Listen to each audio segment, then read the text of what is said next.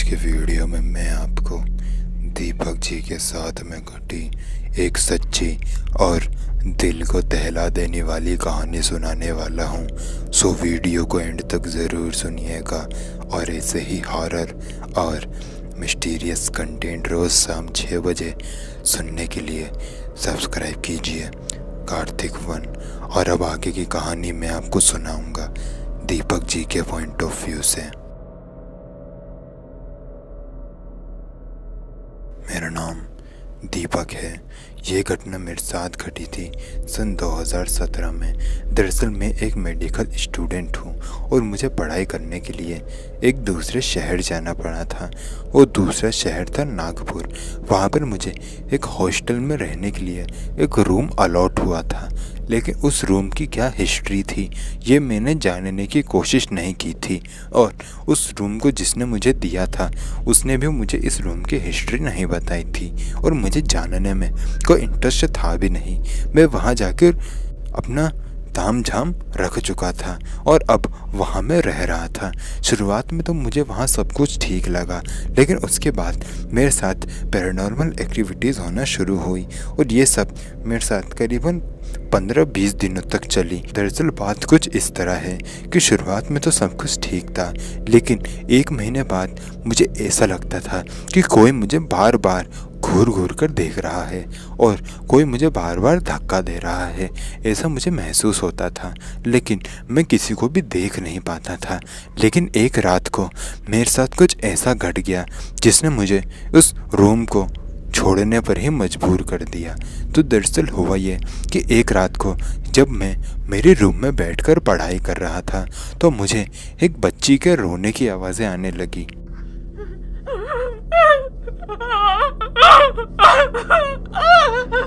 वो आवाज़ें सुनकर ऐसा लग रहा था कि मानो कोई बहुत ही ज़्यादा दर्द में हो। उसे देखकर मैंने अपनी लाइट जला ली, क्योंकि मैं एक स्टडी टेबल पर बैठकर पढ़ाई कर रहा था और स्टडी टेबल पर जो लैंप लगा हुआ था बस उसी की लाइट जली हुई थी उस वक्त। लेकिन जब मैंने उस बच्ची के रोने की आवाज़ सुनी तो मैंने पूरी रूम की लाइट चालू की और आसपास देखने लगा, लेकिन मुझे आसपास तो कुछ दिखा नहीं।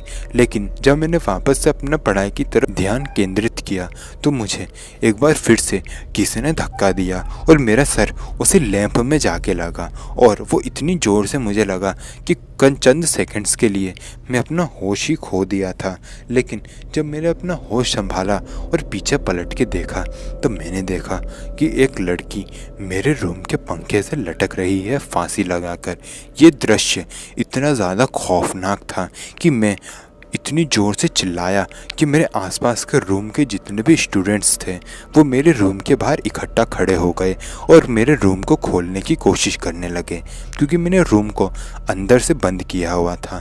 और मैं उस लाश को देखकर इतना ज़्यादा डरा हुआ था कि मैं एक रूम के कोने में जाके छुप गया और उस आत्मा को ही देख रहा था। मेरी हिम्मत भी नहीं हो रही थी कि मैं दरवाजे के पास जाकर वो दरवाज़ा खोल दूँ, लेकिन फिर बाहर खड़े स्टूडेंट्स ने ही वो दरवाज़ा खोल दिया और अंदर आ गए। जैसे ही वो अंदर आए तो वो आत्मा जो मुझे पहले दिखाई दे रही थी वो अब मुझे दिखना एकदम बंद हो गई। फिर जैसे ही वो लोग अंदर आए तो मैंने उन्हें पूरी बात बताई, लेकिन उन्होंने मुझ पर यकीन ही नहीं किया। वो कह रहे थे कि शायद ये मेरा वहम होगा। मैंने उन्हें बताया कि मैं झूठ नहीं बोल रहा, सच में इस रूम में कुछ न कुछ ऐसा है जो कि मुझे पिछले 15-20 दिनों से परेशान कर रहा था और आज मैंने उसे देख लिया। उन्होंने मुझे पूछा कि कौन है तुम्हारे रूम में। मैंने उन्हें बताया कि एक लड़की है जो कि इस पंखे से लटक रही थी, जिसको मैंने अपनी आंखों से देखा है। ये बात सुनकर वहाँ खड़े जितने भी लोग थे वो लोग अचंभित हो गए और मुझे देखने लगे और उन्होंने मुझे पूछा क्या उसकी हाइट 5 फीट थी। मैंने उन्हें बताया कि हाँ उसकी हाइट 5 फीट थी और उसने एक टॉप डाला हुआ था और नीचे जीन्स पहनी हुई थी। ये मेरी बात सुनकर वो लोग और ज़्यादा हैरान हो गए और उसी वक्त वो रूम से बाहर आ गए मुझे लेकर।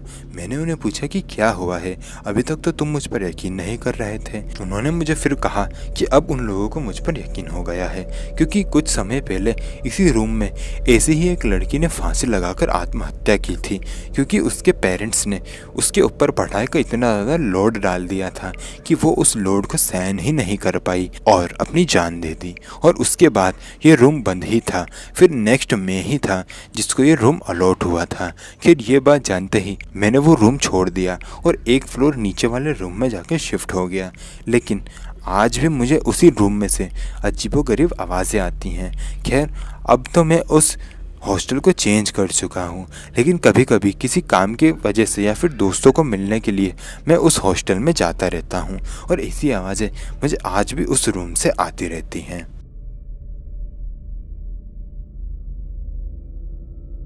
तो दोस्तों, ये वीडियो होती है यहीं ख़त्म। मिलते हैं नेक्स्ट वीडियो में। तब तक के लिए जय हिंद, जय भारत।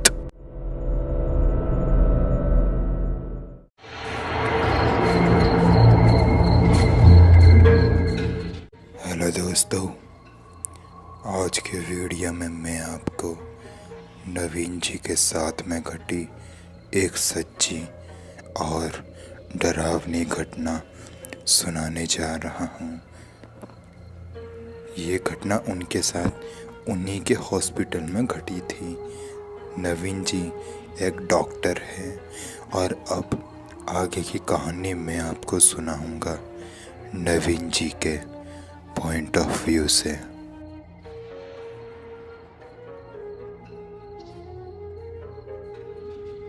मेरा नाम नवीन है।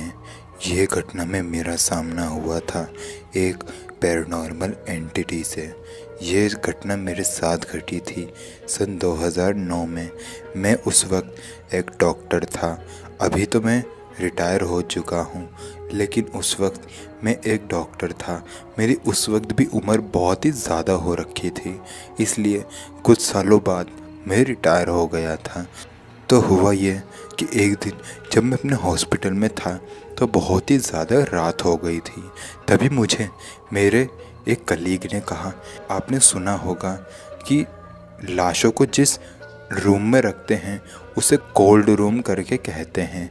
तो मुझे कहा गया कि मैं वहाँ जाऊँ और वहाँ जाके देखूँ कि सब कुछ ठीक है कि नहीं। इसलिए मैं उस कोल्ड रूम में चला गया। जब मैं उस कोल्ड रूम में गया तो वहाँ की लाइट बंद थी। मैंने लाइट चालू की तो सबसे पहले तो मुझे एक काली सी परछाई नज़र आई, लेकिन वो कुछ ही पलों के लिए मुझे दिखी, फिर वहाँ से गायब हो गई। मुझे लगा कि शायद ये मेरा वहम होगा, इसलिए मैंने इस बात पर ध्यान नहीं दिया। फिर सब कुछ मैंने देखा, सब कुछ तो ठीक था, लेकिन वहाँ एक चीज़ ठीक नहीं थी। मैंने एक वेंटिलेटर वहाँ पे रखा हुआ था, जो मुझे बहुत अच्छे से याद था कि वो मैंने ही रखा था, लेकिन वो अब वहाँ से हिला हुआ था और कहीं और आ गया था। मुझे याद है कि मेरे अलावा और यहाँ कोई भी आता नहीं है, क्योंकि उन्हें बहुत ही ज़्यादा डर लगता है। उनका ये कहना है कि उस रूम में आत्माएं घूमती हैं, लेकिन मैं इन सब चीज़ों में बिलीव नहीं करता था। इसलिए मैंने उस वेंटिलेटर को वापस से उसकी जगह पर रख दिया। फिर जब मैं वापस मुड़ा और उस रूम से बाहर आया तो मैंने देखा कि उस रूम की लाइट फिर से चालू हो गई है, क्योंकि रूम से निकलने से पहले मैंने वो लाइट बंद कर दी थी। लेकिन जब मैं उस रूम से बाहर आया तो वो लाइट चालू थी। मैं अंदर गया और मैंने लाइट फिर से बंद कर दी और फिर मैं बाहर आया। जब मैं बाहर आया तो मैंने देखा कि एक अजीब सा आदमी जो कि मुझे एक खिड़की के पीछे से देख रहा था। वो खिड़की उसी रूम में थी और उस रूम की खिड़की से काली सी परछाई मुझे ही घूर घूर कर देख रही थी। और उस परछाई को देखकर पता चल रहा था कि ये किसी आदमी की परछाई है। मैंने आवाज़ लगाई, कौन है वहाँ? बाहर आओ। मेरी जितनी भी आवाज़ है वो उस कॉरिडोर में गूंज रही थी, लेकिन मेरे आवाज़ देते ही वो परछाई वहाँ से गायब हो गई। मुझे लगा कि शायद उस रूम में कोई घुस गया है, इसलिए मैंने अपने दोस्त मोहित को फ़ोन लगाया, लेकिन उसने मेरा फ़ोन नहीं उठाया। इसलिए मैं खुद ही उस रूम के अंदर घुस गया और लाइट चालू की। जब मैंने लाइट चालू की तो मैंने देखा कि हमारा ही एक पेशेंट था जिसकी मौत हो गई थी। वो हमारी आंखों के सामने ज़िंदा खड़ा हुआ था, लेकिन उसकी एक चीज़ जो मैं आज तक नहीं भूल पाया वो ये थी कि उसने अपने लेफ़्ट हैंड में अपना एक पैर पकड़ा हुआ था और अपने राइट हैंड में उसने अपना सिर पकड़ा हुआ था। मैं आपको पहले ही बता दूं कि वो जो पेशेंट था उसका एक्सीडेंट बहुत ही ज़्यादा बुरा तरीके से हुआ था, जिसमें उसका सर और एक पैर जो है पूरी तरीके से टूट गए थे। फिर जब मैंने उस लाश को अपनी आंखों के सामने खड़ा हुआ देखा तो मैं वहीं के वहीं बेहोश हो गया। अगली सुबह मेरी नींद खुली। मैं अपने ही हॉस्पिटल के एक रूम में लेटा हुआ था और मेरे पास में मोहित खड़ा हुआ था। उसने मुझे बताया कि उसने जब मेरा मिस्ड कॉल देखा तो वो मुझे ढूंढते ढूंढते उस रूम में आ गया और मुझे बेहोश देखा। फिर वो मुझे उठा के इस रूम में ले आया। मैंने उसको पिछली रात की पूरी बात बताई तो उसने मेरी बात पर एक ही बारी में यकीन कर लिया। उसने मुझे बताया कि उसने वहाँ बहुत बार जो है पैरानॉर्मल एंटिटीज़ को महसूस किया है और उसे भी बहुत बार ऐसा लगता था कि ऊपर कोई ना कोई तो है। लेकिन उसने बहुत बार ये बात मुझे बताई और भी लोगों को बताई, लेकिन किसी ने भी उस पर यकीन नहीं किया। खैर, कुछ दिनों बाद मेरी तबीयत भी ठीक हो गई। फिर मैं अपने काम में फिर से भिड़ गया, लेकिन मैं उस रूम में वापस कभी नहीं गया। फिर कुछ सालों बाद मैं रिटायर हो गया। फिर उस दिन के बाद मेरा सामना कभी भी किसी पैरानॉर्मल एक्टिविटी से नहीं हुआ।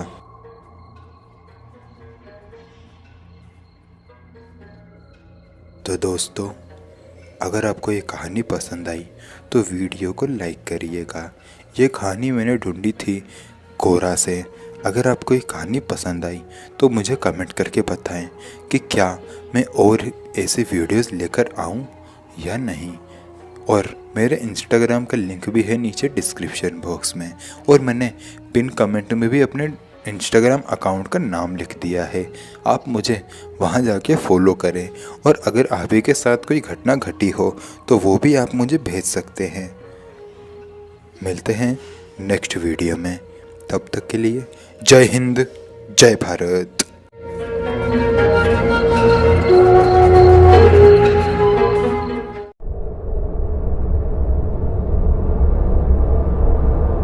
हेलो दोस्तों, आज के वीडियो में मैं आपको वेंडिगो की एक और घटना सुनाने जा रहा हूँ। जो भी लोग वेंडिगो के बारे में नहीं जानते वो मेरे पुराने वीडियोस देख सकते हैं। मैंने उन वीडियोस में वेंडिगो के बारे में अच्छी जानकारी दी है। उन वीडियोस का लिंक है नीचे डिस्क्रिप्शन बॉक्स में। वेंडिगो की ये घटना जिनके साथ घटी है उनका नाम कर्ट है, और ये घटना उनके साथ घटी है एग्वांकन पार्क में। एग्वांकन पार्क जो है वो बहुत ही बड़ा पार्क है और बहुत ही घना पार्क है। वहाँ बहुत से लोग हाइकिंग और कैंपिंग वगैरह करने के लिए आते रहते हैं। वहाँ एक झील भी है और उसी झील के पास कर्ट जी के साथ ये घटना घटी थी। तो अब आगे की कहानी मैं आपको सुनाऊंगा कर्ट जी के पॉइंट ऑफ व्यू से।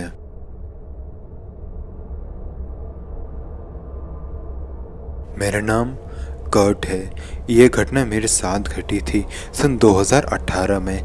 ये घटना में मेरा सामना वेंडिगो नामक एक जीव से हो गया था। वैसे तो मैंने वेंडिगो का नाम पहले ही बहुत बार सुन रखा था कि उस पार्क में वेंडिगोज देखे जाते हैं, लेकिन उसके बावजूद भी मैं उसी पार्क में जाने के लिए एक्साइटेड था, क्योंकि मैं इन सब बातों पर यकीन नहीं कर रहा था कि वहाँ कोई वेंडिगो नामक जीव भी रहता होगा। लेकिन ये घटना होने के बाद मैं इस बात पर यकीन करने लगा। तो जब मैं कैंपिंग करने के लिए उस एग्वांकन पार्क में गया तब मैं वहाँ दोपहर के 3 बजे पहुँच चुका था। मैंने अपना सारा सेटअप वहाँ पर सेट किया। उसके बाद मैंने अपनी फिशिंग रॉड निकाल ली और वहीं के एक झील आप उसे कह सकते हैं, मैं उसके पास गया और वहाँ जाकर बैठकर फिशिंग करने लगा। 15 मिनट के अंदर अंदर ही मेरी फिशिंग रॉड में 3 बड़ी बड़ी मछलियाँ फंस गई थी, और जब वो मछलियाँ मेरी फ़िशिंग रॉड में फंसी तो मुझे और भी ज़्यादा एक्साइटमेंट हुई फ़िशिंग करने की। इसलिए मैं और देर तक वहाँ बैठा रहा। बैठे बैठे रात कब हो गई लिटरली मुझे पता तक नहीं चला। लेकिन रात आते आते मैंने इतनी मछली जो है रख ली थी कि 2-3 दिन का मेरा काम हो जाए। फिर मैं उन मछलियों को लेकर अपने कैंप की तरफ जब वापस जा रहा था तभी मेरे साथ ये रहस्यमयी घटना घट गई। तो जब मैं अपनी मछलियाँ लेकर अपने कैंप की तरफ जा रहा था तो मुझे मेरी राइट साइड वाली जो झाड़ी थी उसके पीछे दो पीली कलर की आंखें जो है वो चमकती हुई दिखाई दी।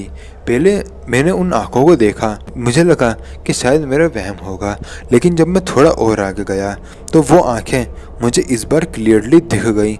मैं उसी आंखों को बार बार देख रहा था। मुझे ऐसा लग रहा था कि शायद उस झाड़ी के पीछे कोई खड़ा है जो मुझे ही घूर घूर कर देख रहा है। मैंने चिल्लाते हुए कहा, हे, कौन है वहाँ? तो आप यकीन नहीं करेंगे, मुझे रिपीट में मेरी ही आवाज़ सुनाई दी। कौन है वहाँ? ये आवाज़ सुनते ही मैं एकदम डर से दहल गया था। मेरे हाथ में जो फिश थी वो भी मेरे हाथ से छूट गई और नीचे गिर गई। मैं एक स्टेचू की तरह हो गया था और एक ही जगह खड़े खड़े मैं उसी जीव को देखे जा रहा था। शुरुआत में मुझे ऐसा लगा कि शायद पार्क में कोई दूसरा आदमी कैंपिंग करने आया होगा जो मेरे साथ प्रैंक कर रहा होगा, इसलिए मैंने एक बार और चिल्लाते हुए कहा, कौन है वहाँ? बाहर आओ। तो आप यकीन नहीं करेंगे कि एक बार मुझे फिर से वही मेरी ही आवाज़ सुनाई दी। मैं खुद को ही कह रहा था, कौन है वहाँ? बाहर आओ। ये चीज़ जैसे ही मैंने देखी तो मैं बहुत ही ज़्यादा घबरा गया और एक ही झटके में मैंने मेरे पास रखी एक बहुत बड़ी टॉर्च निकाल ली और उस तरफ रोशनी करने लगा जिस तरफ से मुझे वो दो पीली आंखें दिखी थी। जब मैंने उस तरफ रोशनी मारी तो मुझे वहाँ एक बहुत ही ज़्यादा अजीब सा जीव दिखाई दिया। मैंने जैसे ही उस जीव को देखा तो मेरा तो मानो मेरे दिमाग पर से संतुलन ही हट गया था। वो बहुत ही ज़्यादा खतरनाक था। वो एक इंसान की तरह लग रहा था, लेकिन वो किसी भी एंगल से इंसान तो बिल्कुल भी नहीं था। उसकी चमड़ी एकदम सफ़ेद थी और वो सीधा मुझे ही देख रहा था। उसकी दो पीली आंखें थी और उसके हाथ पांव उसके शरीर के मुकाबले बहुत ही ज़्यादा बड़े थे। उसके मुंह में बहुत ही ज़्यादा नुकीले से दांत भरे पड़े थे और उसके शरीर से मांस की बदबू सी आ रही थी। ये देखते ही मैं बहुत ही ज़्यादा घबरा गया, लेकिन उस जीव ने मेरे ऊपर हमला नहीं किया। वो थोड़ी देर घुर्राया और उसके बाद जंगल में चला गया। फिर मैं भी अपने कैंप में गया। उस वक्त मुझसे जितना सामान उठा रहा था मैंने उसे उठाया और जो सामान मेरे से छूट गया मैंने उसे वहीं छोड़ा। जिस कार से मैं इस कैंप में आया था मैं वही कार लेकर अपने घर चला गया और फिर मुझे यकीन हुआ कि उस पार्क में सच में कोई वेंडिगो रहता है।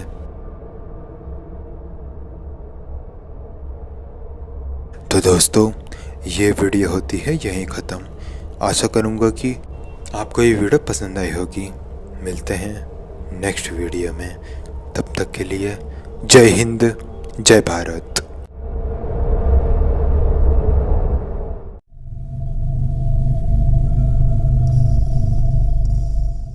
मैं हाईवे से गुज़र रहा था। हाईवे पर एक पेट्रोल पंप पे जाकर मैंने अपनी बाइक में पेट्रोल डलवाया। उसके बाद जब मैं वहाँ से निकला तो मेरे साथ एक रहस्यमयी घटना घट गई। मेरा नाम अतुल है। ये घटना मेरे साथ घटी है सन 2013 में। इस घटना में मेरा सामना एक चुड़ैल से हो गया था। तो मैं जा रहा था अपने दोस्त के घर, क्योंकि उसने मुझे इनवाइट किया था, क्योंकि उसके यहाँ वो अपनी बर्थडे पार्टी सेलिब्रेट कर रहा था। मैं अपनी बाइक उठा के उसके घर के लिए निकल गया, लेकिन जब मैं हाईवे पर थोड़ा ही आगे बढ़ा तो मैंने देखा कि मेरी गाड़ी में पेट्रोल कम है। मैं बस इतने पेट्रोल में उसके घर तक ही जा सकता हूँ, वहाँ से वापस नहीं आ सकता। इसलिए मैंने अपनी गाड़ी में पेट्रोल डलवाया और फिर उसके घर जाने के लिए आगे बढ़ा। लेकिन जब मैं आगे बढ़ा तो मैंने देखा कि एक औरत नॉर्मल से ही लग रही थी, जो कि पेट्रोल पंप के एकदम कोने में खड़ी हुई थी और जिसके हाथ में एक डॉल भी थी। पहली नज़र में उसको देखने से लग रहा था कि यार ये औरत ऐसी क्यों खड़ी है यहाँ पे, वो भी अपने हाथ में गुड़िया पकड़ के। लेकिन मैंने उसे इग्नोर किया और अपनी बाइक लेकर वहाँ से उस पेट्रोल पंप से निकल गया।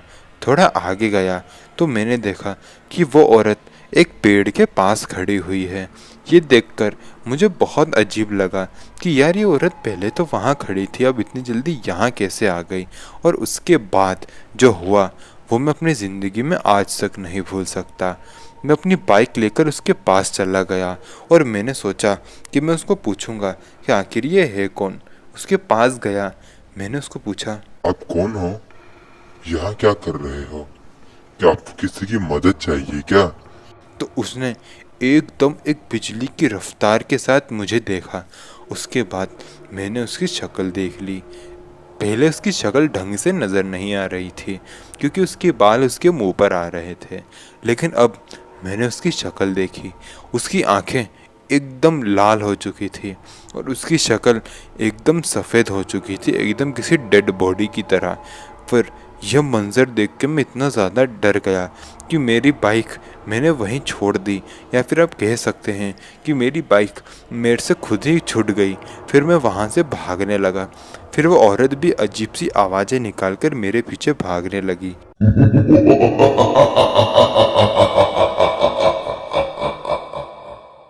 फिर जैसे तैसे करके मैं उस हाईवे से निकला। फिर एक मंदिर था जो कि एक हनुमान जी का मंदिर था। मैं उस मंदिर के अंदर चला गया। फिर मंदिर के अंदर जाने के बाद मैं मंदिर के अंदर से ही उस औरत को बाहर की तरफ देख रहा था। वो मंदिर के बाहर ही खड़े हुई थी और मेरा इंतज़ार कर रही थी कि मैं कब बाहर आऊं। मैंने सोचा कि मैं मर जाऊंगा, लेकिन मैं बाहर तो बिल्कुल भी नहीं जाऊंगा। मैं उस मंदिर के अंदर ही रहा और वो चुड़ैल मेरा इंतज़ार कर रही थी। लेकिन इंतज़ार करते करते मुझे कब नींद आ गई मुझे पता तक नहीं चला। अगली सुबह एक पंडित जी ने मुझे उठाया और कहा, बेटा तुम यहाँ क्या कर रहे हो? तो पिछली रात की पूरी कहानी मैंने उन्हें बताई। उन्होंने कहा कि अच्छा हुआ बेटा जो तुम इस मंदिर में आ गए, नहीं तो वो औरत तुम्हारी जान ले लेती। दरअसल वो एक चुड़ैल है जो कि इस हाईवे पर अक्सर लोगों को दिखाई देती है और उनकी वजह से अक्सर लोगों के एक्सीडेंट हो जाते हैं। फिर एक्सीडेंट होने के बाद वो वहाँ पर खड़े लोगों को जान से मार भी देती है। खैर ये बात जानने के बाद जब मैंने अपना फ़ोन चेक किया तो उसमें मेरे दोस्त के बहुत सारे मिस्ड कॉल थे। फिर उसके बाद मैंने उसी हाईवे पर गया, अपनी बाइक उठाई और फिर अपने घर वापस चला गया।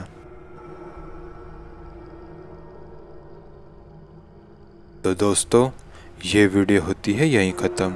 मेरी तबीयत थोड़ी ख़राब है इसलिए आपको आवाज़ में थोड़े चेंजेस दिखे होंगे।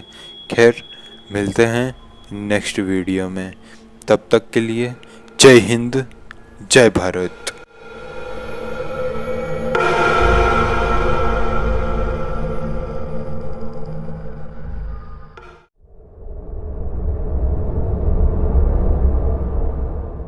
हेलो दोस्तों, आज की वीडियो में मैं आपको टीटू जी के साथ में घटी एक सच्ची घटना सुनाने जा रहा हूँ।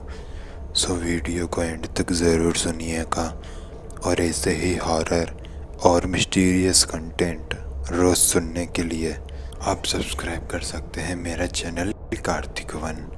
और अब आगे की कहानी मैं आपको सुनाऊंगा टीटू जी के पॉइंट ऑफ व्यू से।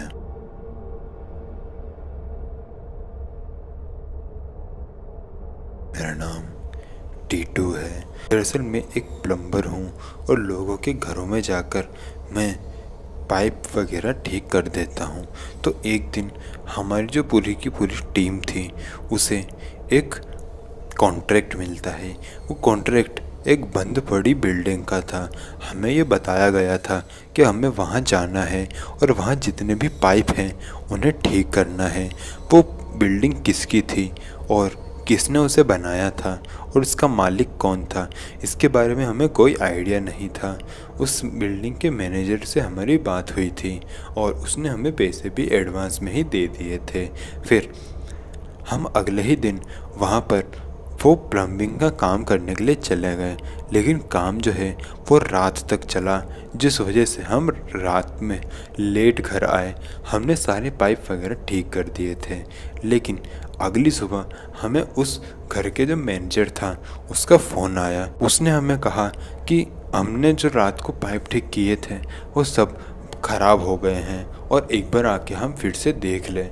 हमने उन्हें कहा कि क्या मजाक कर रहे हो, इतनी जल्दी पाइप ख़राब कैसे हो सकते हैं, हमने कल रात को ही तो इसे लगाए थे। लेकिन उसने कहा कि सारी के सारी पाइप जो है अपनी जगह से उखड़ चुके हैं। तुम जल्दी से जल्द आके यहाँ देख लो कि आखिर क्या हो रहा है।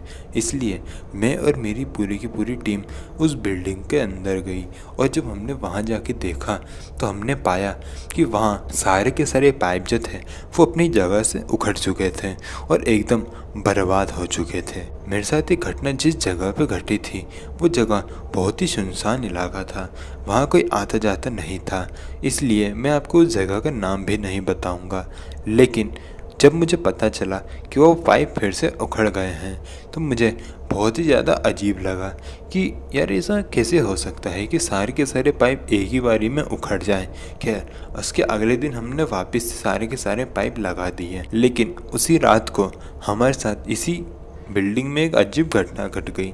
दरअसल हुआ ये कि उस रात को सब मज़दूर अपना काम करके वहाँ से निकल चुके थे, लेकिन सिर्फ मैं और एक दूसरा लड़का जिसका नाम राजेश था, सिर्फ वो ही बचे हुए थे। हम लोग काम कर ही रहे थे, तभी राजेश ने मुझे कहा कि अब ज़रा सा ही काम बचा है, मैं बाहर जाकर रिक्शा ढूंढूं, तब तक वो बच्चा वो काम कर लेगा, फिर हम दोनों अपने अपने घर निकल जाएंगे। इसलिए मैं जो है राजेश को वहीं छोड़कर नीचे आ गया, क्योंकि हम लोग सेकंड फ्लोर पर काम कर रहे थे। फिर मैं नीचे आ गया और रिक्शा ढूंढने लगा और मुझे रिक्शा मिल भी गई। फिर तभी राजेश की चीखने की आवाज़ मुझे सुनाई दी और उसके बाद वो भागते हुए नीचे आया और उसने डरती हुई आवाज़ से मुझे कहा, ऊपर कोई है? मैंने उसको पूछा कौन है ऊपर और तुम इतने डरे हुए क्यों हो? तो उसने मुझे पूरी कहानी बताई। उसने मुझे बताया कि जब मैं उसे छोड़कर नीचे आया तो एक औरत उसे दिखाई दी थी जिसने सफ़ेद कलर के कपड़े पहने थे और उसके बाल उसके मुंह को कवर किए हुए थे। उसे देखकर राजेश बहुत ही ज़्यादा डर गया था और चीखने चिल्लाने लग गया और फिर वहाँ से भागने लगा, लेकिन वो औरत बार बार उसके रास्ते में आ रही थी और उसका रास्ता रोक रही थी। लेकिन जैसे तैसे करके वो भागकर मेरे पास आ गया, लेकिन मैंने राजेश को कहा कि ऐसा कुछ भी नहीं होता है, तुमने कुछ और देखा होगा। इसलिए मैं राजेश को लेकर एक बार फिर से अंदर आया, लेकिन मुझे कुछ भी दिखाई नहीं दिया। लेकिन राजेश ने एक बार फिर से चिल्लाया और चिल्लाते हुए ही उसने कहा कि देखो एक बार फिर से वो वहीं खड़ी है, चलो यहाँ से निकल जाते हैं। लेकिन मुझे वहाँ कोई भी दिखाई नहीं दे रहा था। मैंने राजेश को कहा कि कहाँ है वो, कौन है वो, मुझे दिखाई क्यों नहीं दे रही। लेकिन वो बार बार कह रहा था कि वो सामने ही है और वो हमें देख रही है, हमें यहाँ से निकल जाना चाहिए। लेकिन मैं वहाँ से नहीं निकला, जो कि मेरी ज़िंदगी की सबसे बड़ी गलती थी, क्योंकि इसके बाद मेरे साथ जो हुआ वो मैं मेरी ज़िंदगी में कभी नहीं भूल सकता। दरअसल मैंने एक आवाज़ सुनी जो कि सिर्फ़ और सिर्फ मेरी ही आवाज़ थी, जिसे सिर्फ मैं ही सुन पा रहा था।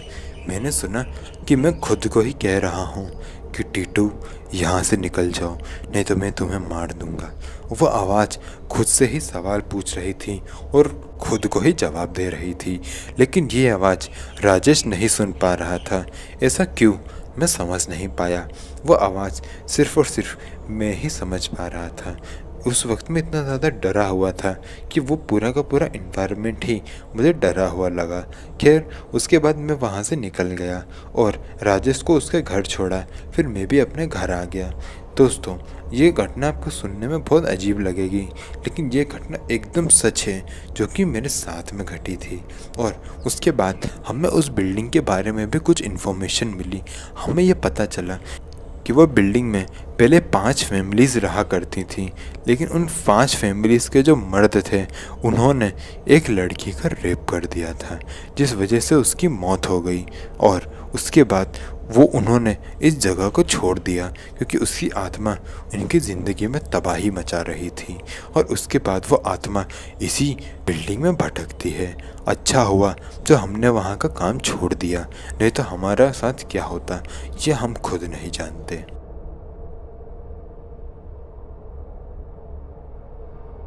तो दोस्तों ये वीडियो होती है यहीं ख़त्म।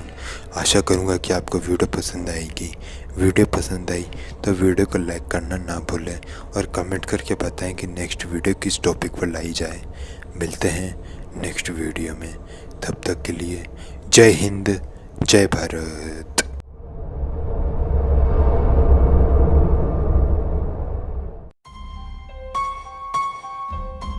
हेलो दोस्तों, कैसे हैं आप लोग। आशा करूंगा कि आप लोग ठीक ही होंगे। आज के वीडियो में मैं आपको लक्ष्मी जी के साथ में घटी एक सच्ची और रहस्यमयी घटना सुनाने जा रहा हूँ। सो वीडियो को एंड तक ज़रूर सुनिएगा। और अगर आप ही के साथ कोई ऐसा हॉरर इंसिडेंट घटा हो जो आप चाहते हो कि मैं अपनी आवाज़ दूं, तो आप अपनी घटना मुझे इंस्टाग्राम पर भेज सकते हैं। इंस्टाग्राम का लिंक है नीचे डिस्क्रिप्शन बॉक्स में। और अब आते हैं आज की कहानी पर। अब आगे की कहानी मैं आपको सुनाऊंगा लक्ष्मी जी के पॉइंट ऑफ व्यू से।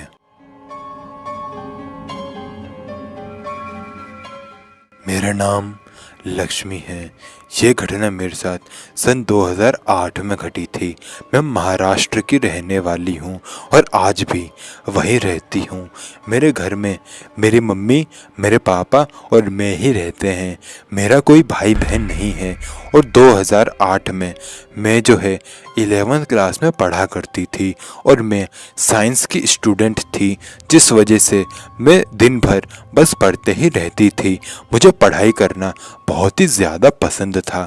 हमारे घर के जस्ट सामने एक बंद पड़ा हुआ एक घर था जो कि बहुत ही ज़्यादा सालों से बंद था। हम जब हमारे उस घर वाले जगह पर शिफ्ट हुए थे, तब से ही वो घर वहाँ पर हमने बंद पड़ा हुआ ही देखा था। वहाँ पर हमने कभी भी एक भी इंसान को नहीं देखा था। लेकिन इस बात से हमें कोई दिक्कत नहीं थी। मैं रोज़ रात को अपने कमरे में पढ़ाई किया करती थी और मेरे रूम की जो खिड़की थी, वहाँ से वो सामने वाला घर एकदम क्लियरली नज़र आता था। और वो मुझे बार बार डिस्टर्ब करता था क्योंकि मेरी नज़र बार बार वहीं जाती थी। इसलिए पढ़ने से पहले मैं हमेशा उस खिड़की को बंद कर दिया करती थी ताकि मेरी नज़र बार बार उस घर पे ना जाए। तो 2008 का वो मार्च का महीना था। मेरे फाइनल एग्ज़ाम्स चल रहे थे और मैं अपने कमरे में बैठकर पढ़ाई कर रही थी। लेकिन उस दिन मैं उस खिड़की को बंद करना भूल गई और वैसे ही पढ़ाई करने लगी।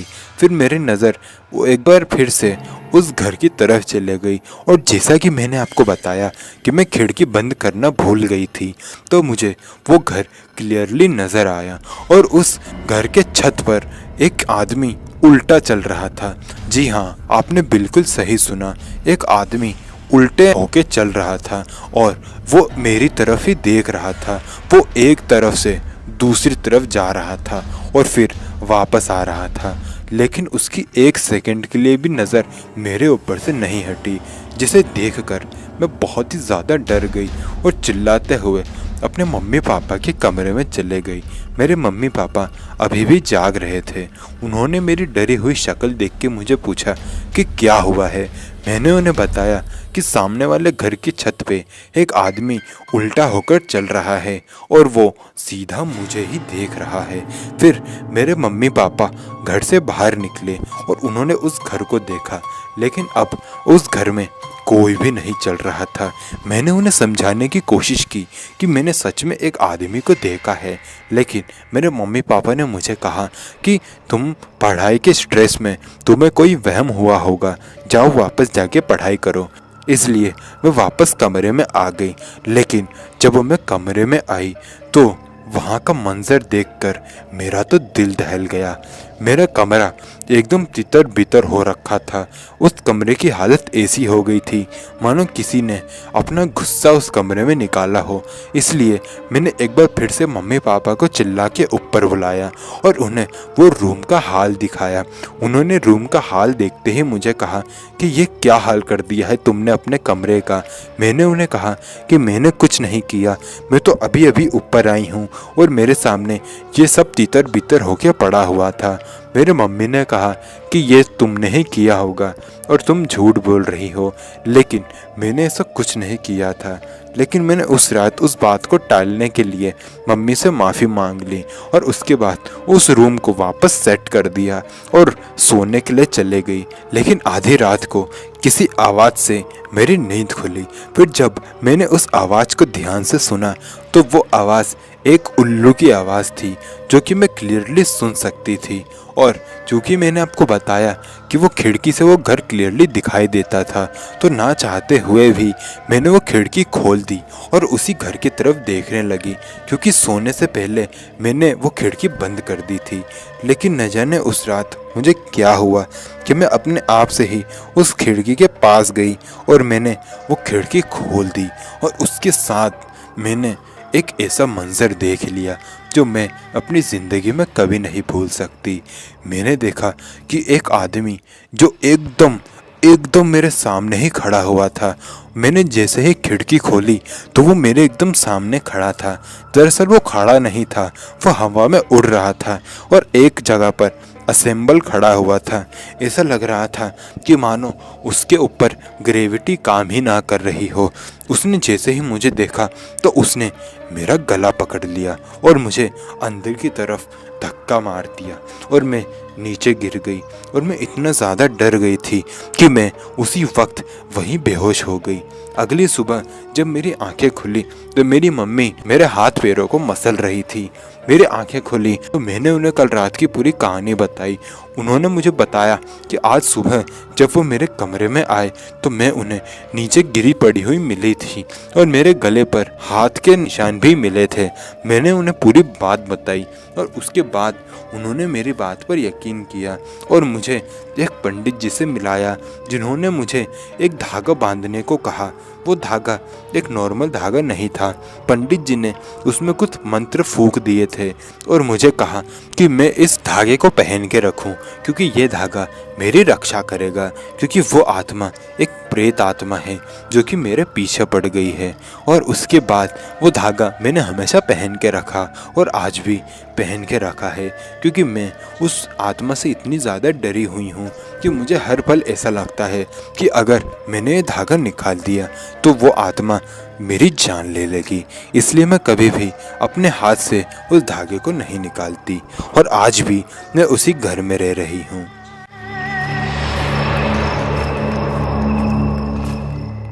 तो दोस्तों, ये वीडियो होती है यहीं ख़त्म। आशा करूँगा कि वीडियो पसंद आई होगी। मिलते हैं नेक्स्ट वीडियो में। तब तक के लिए जय हिंद, जय भारत।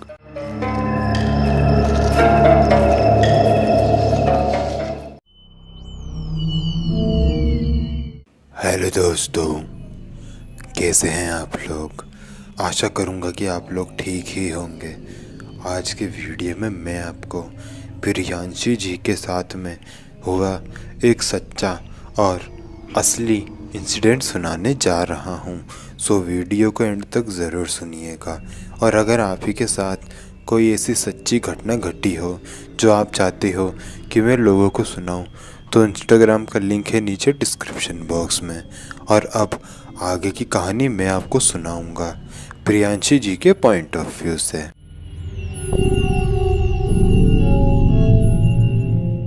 मेरा नाम प्रियांशी है। ये घटना मेरे साथ सन 2017 में घटी थी। इस घटना में मेरा सामना एक छलावे से हो गया था, लेकिन इस घटना में मुझे कुछ नुकसान नहीं पहुंचाया था उस छलावे ने। तो दरअसल बात यह है कि 2017 में मैं 9th क्लास में थी और मैं अपने स्कूल से जब वापस आई तो मुझे बहुत ही ज़्यादा भूख लग रही थी। मेरी मम्मी मेरे सामने खड़ी थी।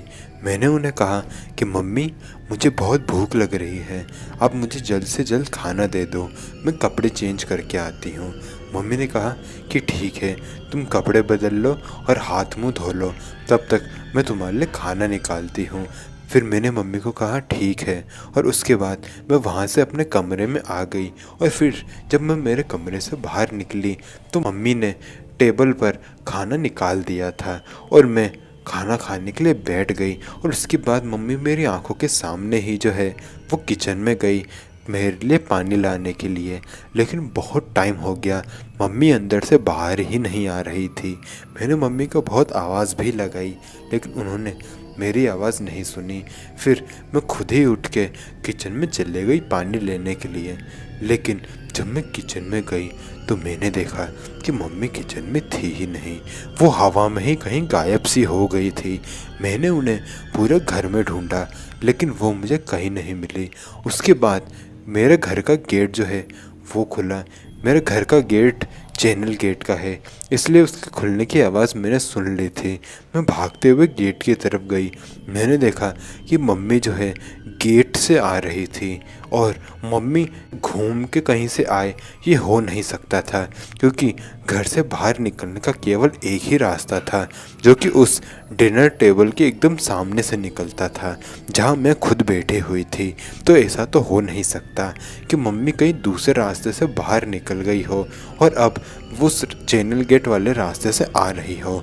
मैंने मम्मी को पूछा कि मम्मी, अगर तुम बाहर गई थी तो अंदर कौन था जो तुम्हारी शक्ल लिए मेरे साथ इतनी देर से है।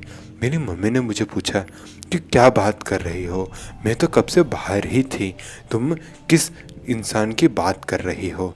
तो मैंने उन्हें बताया कि एकदम आपकी जैसा दिखने वाली एक औरत अंदर है जिसने मुझे एकदम खाना खिलाया और मुझे एकदम अपनी बच्ची की तरह ट्रीट किया और वो एकदम आप ही की तरह लग रही है।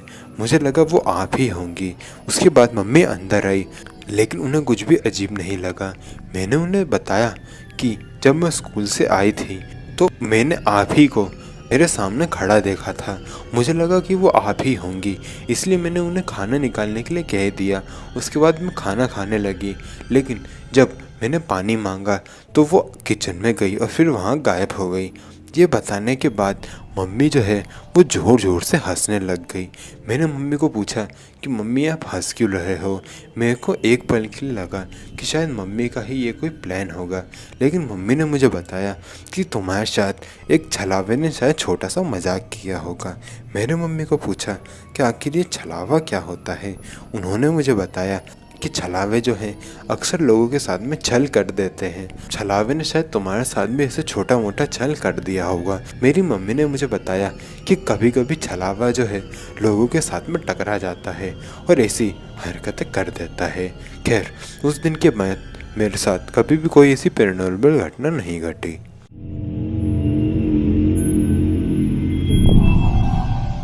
तो दोस्तों, ये वीडियो होती है यहीं ख़त्म। अगर आपको वीडियो पसंद आई तो वीडियो को लाइक करना प्लीज़ ना भूलें।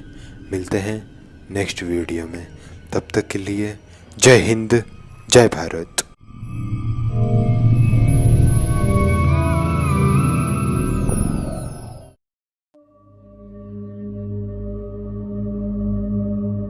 समय था रात के 12:15। जगह थी करक हाईवे। ये घटना जिनके साथ घटी है उनका नाम रिचर्ड है, जो एक पुलिस ऑफिसर है। अगर आप नहीं जानते कि करक हाईवे क्या है तो मैंने पहले एक वीडियो बनाई थी करक हाईवे पर। आप उस वीडियो को जाकर देखिए, आप समझ पाएंगे कि आखिर करक हाईवे क्या है। और अब आगे की कहानी आप सुनने वाले हैं रिचर्ड के पॉइंट ऑफ व्यू से।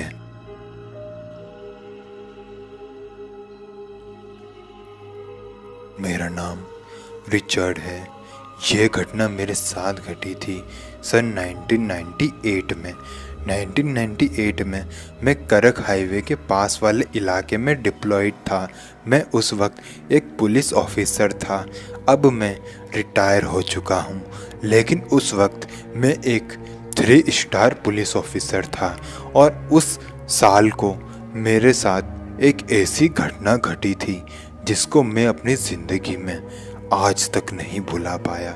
तो दरअसल हुआ ये था कि वो महीना था सितंबर का, जब मेरे पास एक कॉल आई।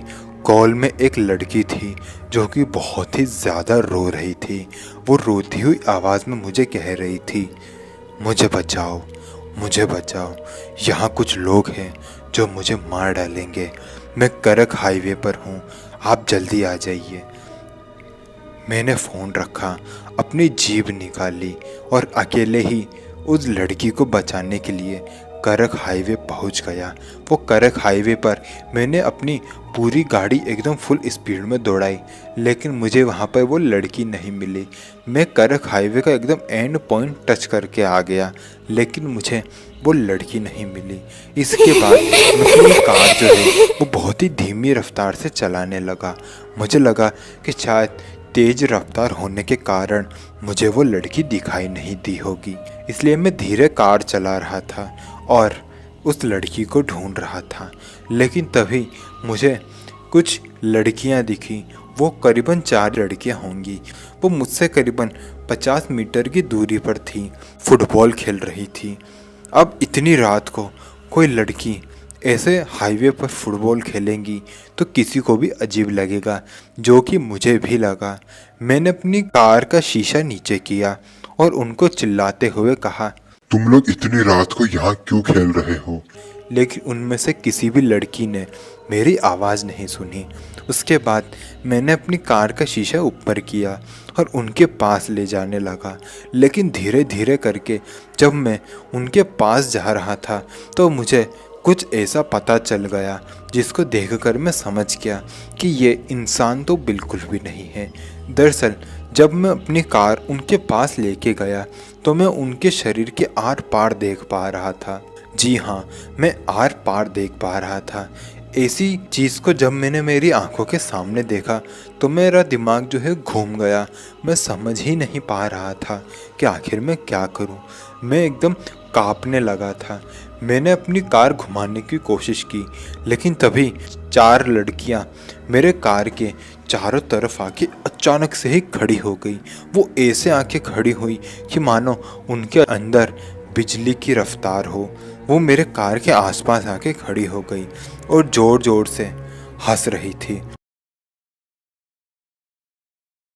उनकी ये हंसने की आवाज़ इतनी ज़्यादा डरावनी थी कि उन्हें मैं आज तक नहीं भूल पाया। वो मेरी कार को बहुत ही ज़्यादा ज़ोर ज़ोर से हिला रही थी। मैंने अपनी कार चालू करने की भी बहुत कोशिश की, लेकिन कुछ भी चालू नहीं हो रहा था। मैं अपनी कार में अपनी पिस्टल रिलोड करके बैठा हुआ था। फिर एक झटके के साथ ही मैंने मेरी कार का दरवाज़ा खोला और अपने पिस्टल के साथ उन 4 लड़कियों पर फायर कर दिए। लेकिन उन चारों लड़कियों पर कुछ फ़ायदा नहीं हुआ। तभी उन्हीं में से एक लड़की ने इशारा किया मेरे गाड़ी के एक कांच की तरफ। उसके बाद वो चारों लड़कियां गायब हो गई। और फिर जब मैं अपनी कार के पास गया तो मैंने देखा कि उस कार पे जिस पे वो लड़की इशारा कर रही थी, उस कांच पे लिखा हुआ था, गो फ्रॉम हियर, मतलब चले जाओ यहाँ से। ये पढ़ते ही मैं समझ गया कि मेरा यहाँ से निकल जाना ही बेस्ट रहेगा। इसलिए मैं कार में बैठा और वहाँ से निकल गया और अपने हेडक्वार्टर आ गया। हेडक्वार्टर आने के बाद मैंने अपने ऑफिसर्स को भी सारी घटना बताई, लेकिन मेरी घटना सुनने के बाद वो मेरे ऊपर यकीन करने के बजाय मुझ पर हंसने लगे। वो मुझे कहने लगे, क्या मजाक कर रहे हो? जिस फ़ोन की आप बात कर रहे हैं वो फ़ोन तो पिछले 1 महीने से ख़राब पड़ा है। आखिर आपको उस फ़ोन से फ़ोन आ कैसे सकता है? जब मैंने उस फ़ोन को चेक किया तो वो फ़ोन सच में ख़राब था। तो अब बात आती है कि आखिर मुझे फ़ोन किया किसने था, और अगर फ़ोन ख़राब है तो उस फ़ोन पर वो फ़ोन आ कैसे गया, और जब मैं वहाँ गया तो मेरे साथ ये घटना क्यों घटी। ये घटना मैंने अपने घर पर नहीं बताई क्योंकि शायद मेरा परिवार चिंता में आ जाता। लेकिन कुछ सालों बाद मैं रिटायर हो गया और फिर मैंने ये घटना कभी भी किसी के साथ शेयर नहीं की। लेकिन अब जब सोशल मीडिया का ज़माना आ गया है तो मुझे लगा कि शायद मुझे मेरी घटना शेयर कर देनी चाहिए।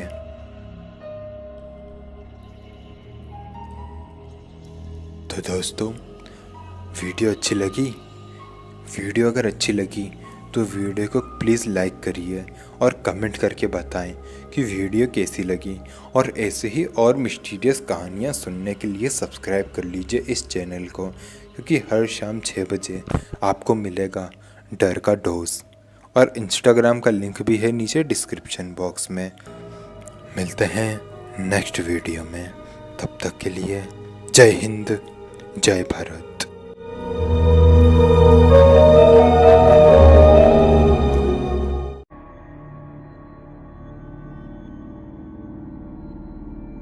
हेलो दोस्तों, आज के वीडियो में मैं आपको मिसिंग 41 की कुछ सच्ची घटनाएं सुनाने जा रहा हूं, जो दुनिया भर के जंगलों में गायब हुए लोगों के ऊपर लिखी गई एक बुक है। और उसी में से आज एक सच्ची घटना मैं आपको सुनाने जा रहा हूं। ये घटना है मिस्टीरियस डिसअपीयरेंस की, सो वीडियो को एंड तक ज़रूर सुनिएगा। और अगर आपको हॉरर स्टोरीज़ और मिस्टीरियस कंटेंट सुनना पसंद है तो आप मेरा चैनल कार्तिक वन को सब्सक्राइब कर सकते हैं। और आप मुझे अपनी साथ घटी सच्ची घटना भी इंस्टाग्राम पर भेज सकते हैं, लिंक है नीचे डिस्क्रिप्शन बॉक्स में। और अब आते हैं आज की कहानी पर। आज की कहानी घटी है जॉन और उसके परिवार के साथ। अब आगे की कहानी मैं आपको सुनाऊंगा जॉन के पॉइंट ऑफ व्यू से।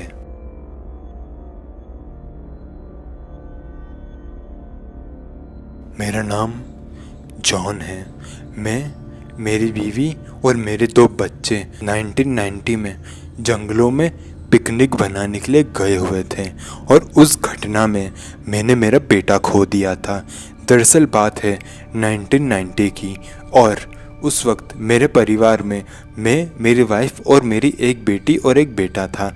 मेरे बेटे का नाम रिचर्ड था और मेरी बेटी का नाम रूबीना था। मैं एक कंपनी में काम किया करता था और मेरा अपने परिवार के साथ घूमने का बहुत मन हुआ, इसलिए मैं अपने पूरे परिवार को लेकर मेक्सिको के एक जंगल में चला गया। मैं वहाँ जब गया तो वहाँ पर बहुत ही कम लोग थे जो घूमने के लिए आए हुए थे। मैं कौन से जंगल में गया था वो मैं आपको नहीं बता सकता, क्योंकि इससे मुझे तकलीफ़ हो सकती है। तो हुआ ये कि जब मैं मेरे परिवार को लेकर वहाँ गया तो वहाँ कम लोग आए हुए थे और वहाँ कम लोग थे, इसका हमने फ़ायदा उठाया। हमने एक ऐसी जगह ढूंढी जो कि बहुत ही अच्छी हो पिकनिक बनाने के लिए। और जब हमें वो जगह मिल गई तो मैंने और मेरी वाइफ ने, हम लोगों ने वो चटाई वगैरह जो कुछ भी पिकनिक में बिछाती हैं और अरेंजमेंट करते हैं वो सब कर लिया। उसके बाद हम लोग वहाँ बैठे और कुछ गपशप की। फिर तब तक शाम हो चुकी थी। उसके बाद मेरे दोनों बच्चे जो है खेलने के लिए जंगल के थोड़ा अंदर चले गए। मैंने उनको कहा भी कि ज़्यादा अंदर मत जाओ, अंदर ज़्यादा जाना मत, नहीं तो दिक्कत हो सकती है, क्योंकि हम इस जंगल के बारे में ज़्यादा नहीं जानते। लेकिन उन दोनों बच्चों ने मेरी बात नहीं सुनी और जंगल के अंदर चले गए। मैं उन्हें ढूंढने के लिए जंगल के अंदर जा ही रहा था, तभी मेरी वाइफ ने मेरा हाथ पकड़ लिया और मुझे बैठा दिया और कहा कि हमारे बच्चे जो हैं वो अब थोड़े बड़े हो गए हैं, वो अब बच्चे नहीं रहे। मेरे बच्चों की उम्र उस वक्त 14 वर्ष और 13 वर्ष थी, जिसमें मेरा जो बेटा था वो 14 साल का था और मेरी बेटी 13 साल की थी। लेकिन जब बहुत देर हो गई और वो दोनों नहीं आए तो मुझे टेंशन होने लगी। मैंने मेरी वाइफ से बात भी की कि वो दोनों क्यों नहीं आ रहे। वो हम दोनों बात कर ही रहे थे, तभी मेरी बेटी भागते हुए और रोते हुए मेरे पास आई। मैंने उसको कहा कि रिचर्ड कहाँ हैं, लेकिन उसने मुझे बताया कि भैया कहीं गायब हो गए हैं, वो मुझे मिल ही नहीं रहे, हम लोग साथ में ही खेल रहे थे। तभी भैया अचानक से ही मेरी आंखों के सामने गायब हो गए और ऐसे गायब हुए कि वो कहीं मिल भी नहीं रहे। मैंने उन्हें बहुत सी जगहों पर ढूंढा लेकिन वो मुझे मिल ही नहीं रहे। ये बात सुनते ही हम तीनों लोग मिलकर जंगल के उस पार्ट में गए जहाँ पर मेरे दोनों बच्चे खेल रहे थे। जब मैं और मेरी वाइफ और मेरी बेटी वहाँ गए तो हमें वहाँ पर रिचर्ड का एक जूता मिला जिस पर खून लगा हुआ था, जिसे देखकर मैं बहुत ही ज़्यादा घबरा गया। मेरे मन में बुरे बुरे ख्याल आ रहे थे। मैंने फॉरेस्ट डिपार्टमेंट को फ़ोन कर दिया और फॉरेस्ट डिपार्टमेंट के कुछ ऑफिसर उस स्पॉट पर पहुंचे और जल्द ही अपनी इंटरोगेशन चालू कर दी। इंटरोगेशन चालू करते ही मुझसे और मेरी बेटी से उन्होंने पूछताछ की कि आखिर यहाँ क्या हुआ था। तो हमने उन्हें पूरी बात बताई। हमने उन लोगों के साथ वहाँ का करीबन 10 किलोमीटर का एरिया छान मारा, लेकिन हमें वहाँ कुछ भी नहीं मिला। यहाँ तक कि हमें बस रिचर्ड का बस वो एक जूता ही मिला था, जो कि मैंने उस फॉरेस्ट डिपार्टमेंट के हेड ऑफिसर को सौंप दिया था। और जब ये इन्वेस्टिगेशन बंद हो गई तो इन्वेस्टिगेशन डिपार्टमेंट का जो हेड था, जिसको मैंने रिचर्ड का जूता दिया था, उसने मुझे वो जूता वापस करते हुए कहा कि हमें माफ़ कर दीजिए, शायद आपके बेटे के साथ कुछ ऐसा हो गया है जो नहीं होना चाहिए था। तो मैंने उसे कहा कि अगर मेरे बेटे के साथ कुछ ऐसा हुआ भी है तो उसकी कम से कम डेड बॉडी तो मिलनी चाहिए, लेकिन उसकी डेड बॉडी तक नहीं मिली थी।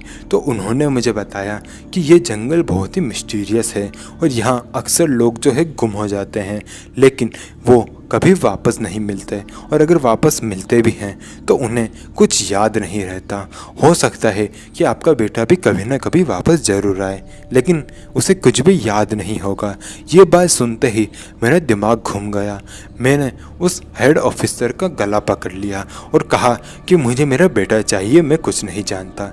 लेकिन जैसे तैसे करके वहाँ के लोगों ने वो सिचुएशन को संभाल लिया। लेकिन आज भी मुझे उस चीज़ का रिग्रेट होता है कि काश उस दिन मैंने रिचर्ड को रोक लिया होता और उसे अंदर नहीं जाने दिया होता।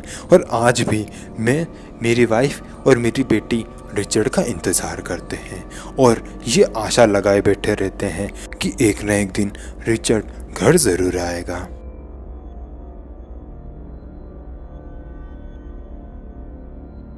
तो दोस्तों, ये वीडियो होती है यहीं ख़त्म। आशा करूँगा कि आपको वीडियो पसंद आई होगी। मिलते हैं नेक्स्ट वीडियो में, तब तक के लिए जय हिंद, जय भारत।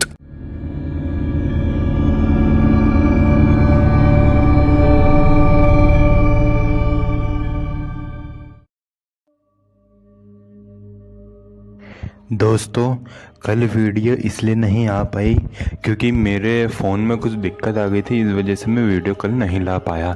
लेकिन आज मैं आपके लिए वीडियो ले आया हूँ, सो प्लीज़ वीडियो का एंड तक ज़रूर देखना। और ऐसे ही हॉरर और मिस्टीरियस कंटेंट अगर आपको सुनना पसंद है तो आप मेरे चैनल कार्तिक वन को सब्सक्राइब भी कर सकते हैं।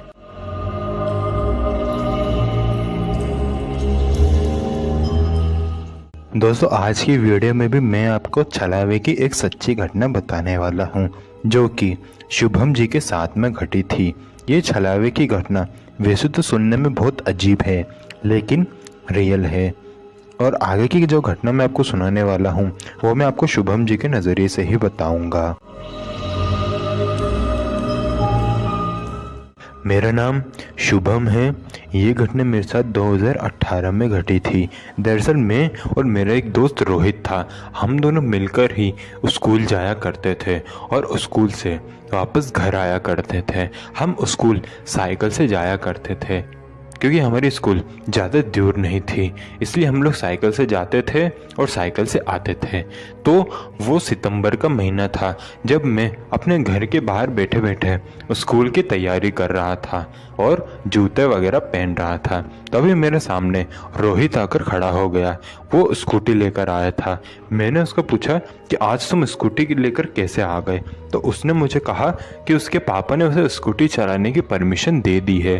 पहले उसके पापा ने स्कूटी चलाने की परमिशन नहीं दी थी, लेकिन अब उसको परमिशन मिल गई थी, इसलिए वो स्कूटी लेकर आ गया था। इसलिए मैंने मेरी साइकिल वापस घर के अंदर रख दी और मैं और रोहित स्कूटी चलाते चलाते ही स्कूल पहुंच चुके थे। मैंने स्कूल अटेंड कर लिया, जो कि बहुत ही अच्छा गुजरा। मैंने और रोहित ने स्कूल में बहुत मस्ती भी करी। लेकिन जब मैं घर वापस आया तो मैंने देखा कि रोहित मेरे घर में पहले से ही मौजूद था। जी हाँ दोस्तों, जो रोहित जिसको मैं अभी अभी इसके घर छोड़कर आया था, वो मुझसे पहले मेरे घर पर बैठा हुआ था। मैं उसके पास गया और मैंने उसको पूछा कि रोहित, अभी तो मैं तुम्हें घर छोड़ के आया था, इतनी जल्दी तुम मेरे घर कैसे आ गए?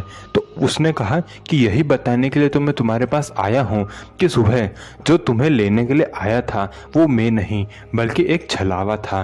और जैसे ही मुझे पता चला कि तुम एक छलावे के साथ चले गए हो तो मैं बहुत ही ज़्यादा टेंशन में आ गया और तुम्हारे घर आ गया। और सुबह से मैं तुम्हारे घर पर ही बैठा हूँ और तुम्हारा इंतज़ार किया और तुम्हारे घर आ गया। और सुबह से मैं तुम्हारे घर पर ही बैठा हूँ और तुम्हारा इंतज़ार कर रहा हूँ। इसके बाद मैं सच में बहुत ही ज़्यादा हैरान हो गया और शौक में था कि रोहित अगर यहाँ था तो वो कौन था जिसके साथ में पूरा स्कूल गुजार के आ गया।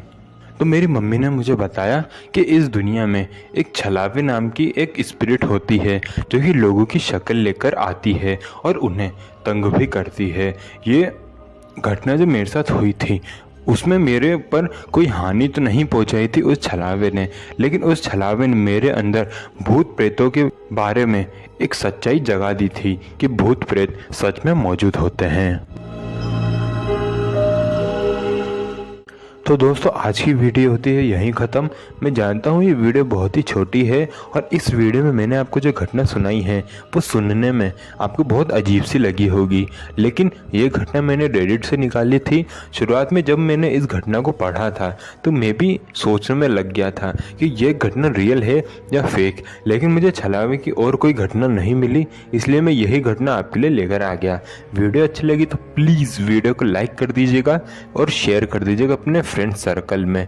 और अगर आपको मुझसे कुछ बात करनी है तो मेरे इंस्टाग्राम का लिंक भी आपको मिल जाएगा डिस्क्रिप्शन बॉक्स में। मिलते हैं कल के हॉरर और मिस्टीरियस कंटेंट के साथ। तब तक के लिए जय हिंद, जय भारत।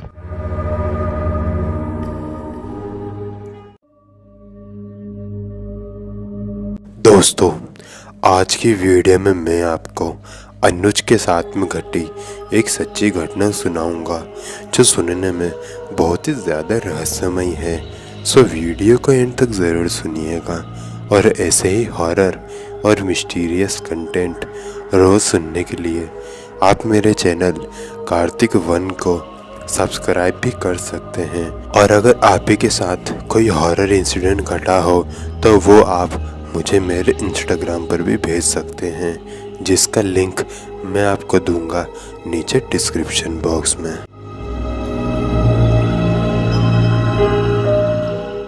मेरा नाम अनुज है। ये घटना में मेरा सामना एक भूत से हो गया था। आप उसे एक तरीके का छलावा भी कह सकते हैं, क्योंकि इसमें एक छलावा मेरी दोस्त की शक्ल लेकर आ गया था जो मेरे घर तक चला गया था। तो दरअसल हुआ ये था कि ये घटना है 2017 की। उस वक्त मैं और मेरा एक दोस्त जिसका नाम नवीन था, हम दोनों मिलकर एक पार्टी से लौट रहे थे। वो रात के 11:30 बजे का टाइम रहा होगा। हम लोग पार्टी से लौट रहे थे, तभी थोड़ा आगे जाने के बाद हमें एक चाय की टपरी नज़र आई।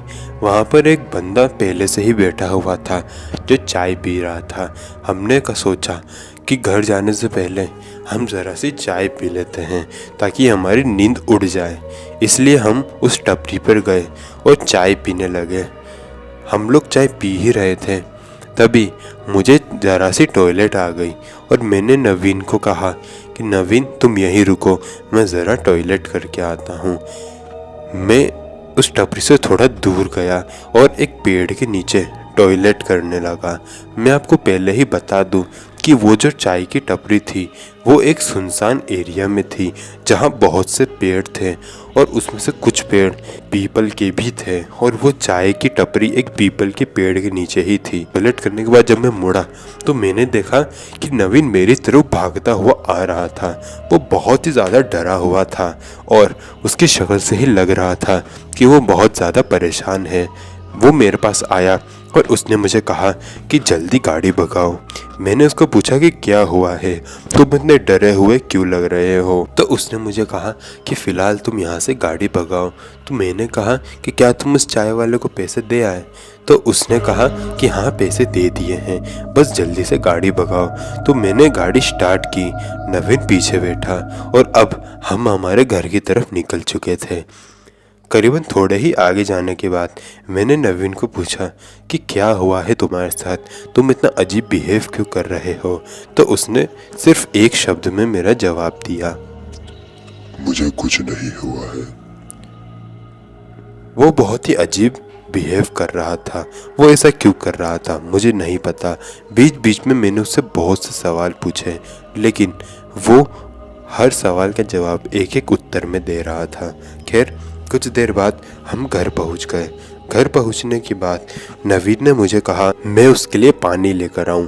तो मैं किचन में गया और उसके लिए पानी लेकर आया। लेकिन जब मैं पानी लेकर बाहर आया तो मैंने देखा कि नवीन उस जगह मौजूद ही नहीं था जहां वो पहले बैठा हुआ था। मैंने नवीन को फ़ोन लगाया और नवीन ने फ़ोन उठाया भी।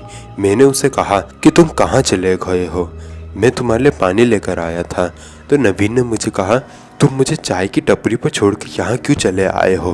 तो मैंने उसे कहा कि क्या मजाक कर रहे हो, अभी तो तुम मेरे सामने बैठे हुए थे और अब तुम चाय की टपरी कैसे पहुँच गए? तो उसने मुझे कहा कि मैं तो चाय की टपरी पर ही हूँ, बल्कि तुम मुझे यहाँ छोड़ के चले गए हो। मुझे लगा शायद नवीन कोई मजाक कर रहा है, क्योंकि वो बहुत ज़्यादा मजाकिया किस्म का इंसान था। तो मैंने उसे कहा कि देखो नवीन, अभी ये मजाक करने का वक्त नहीं है, जल्दी से घर पे आ जाओ। तो उसने मुझे कहा कि वो कोई मजाक नहीं कर रहा है, वो सच में एक चाय की टपरी पर ही मौजूद है। तो मैं बहुत ही ज़्यादा गुस्सा हो गया। मैंने पानी का गिलास वहीं रखा और अपनी गाड़ी उठाई और वापस उसी चाय की टपरी पर गया। जब मैं वापस उसी चाय की टपरी पर गया तो मैंने देखा कि वो चाय वाला और नवीन अभी भी वहीं थे और मेरा इंतज़ार कर रहे थे। मैंने गाड़ी नवीन के पास जाकर खड़ी की। उसने मुझे पूछा मैं उसे छोड़कर कहाँ चला गया था। तो मैंने उसे बताया कि तुम मेरे साथ मेरी गाड़ी के पीछे बैठे तो थे और तुम्हें मैं घर भी लेके गया था, लेकिन तुम बहुत ही अजीब सा बिहेव कर रहे थे और उसके पहले तुम मेरे पास भागते हुए भी आए थे और बहुत ही ज़्यादा डरे हुए लग रहे थे। ये सारी बात मैंने नवीन को बताई, लेकिन नवीन ने मुझे बताया कि वो चाय की टपरी पर ही बैठा हुआ था और जैसे ही उसने गाड़ी चलने की आवाज़ सुनी तो उसने मेरी तरफ देखा और उसने देखा कि मैं गाड़ी लेकर घर की तरफ जा रहा हूँ। उसने और इस चाय वाले ने दोनों ने मिलकर मुझे आवाज़ देने की कोशिश की, लेकिन मैंने आवाज़ ही नहीं सुनी। ऐसा कहना था नवीन और उस चाय वाले का। ये मेरे साथ क्या हो रहा था मुझे नहीं पता। फिर मुझे सडनली याद आया कि वो नवीन की शक्ल लेके जो पीछे बैठा था वो बहुत ही अजीब बिहेव कर रहा था और ये चाय की टपरी भी एक पीपल के पेड़ के नीचे थी। तो तभी वह समझ गया कि ये पक्का किसी पैरानॉर्मल एक्टिविटी का काम है। और उसके बाद ये सारी बात मैंने नवीन को अच्छे से समझाई और उसने मुझे कहा कि वो तो अच्छा हुआ जो उसने तुम्हें कोई नुकसान नहीं पहुंचाया। आज भी मैं इस घटना को सोचता हूँ और टहल जाता हूँ।